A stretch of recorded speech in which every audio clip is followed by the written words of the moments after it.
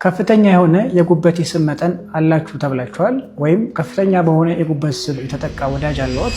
እንግዲያውስ የጉበት ስብ ሊያመጡ የሚችሉ ዋና ዋና ነገሮችን እንገራቸው። ከፍተኛ የጉበት የስብ መጠን የምንለው በጉበታችን የሚገኘው የስብ መጠን ከ5% በላይ ሲሆን ይህም ወደ ጉበት መኮማተር ወይም ሊቨር ፊብሮሲስ ከፍ ብሎም ወደ ሄፓቶሴሉላር ካርሲኖማ ወይም የጉበት ካንሰር ሊቀየር ይችላል።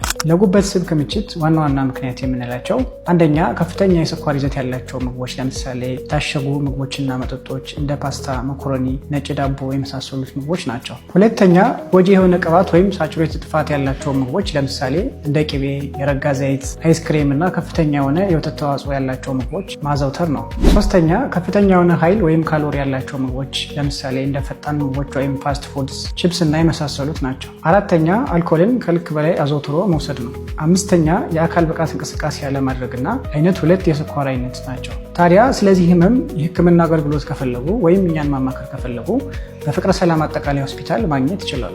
ስሜ ዶክተር ዳንኤል ታረቀኝ፣ በፍቅረ ሰላም አጠቃላይ ሆስፒታል የፋሚሊ ሜዲሲን ስፔሻሊስት። ፍቅረ ሰላም አጠቃላይ ሆስፒታሎች ነን 25 ዓመታትን በታማኝነት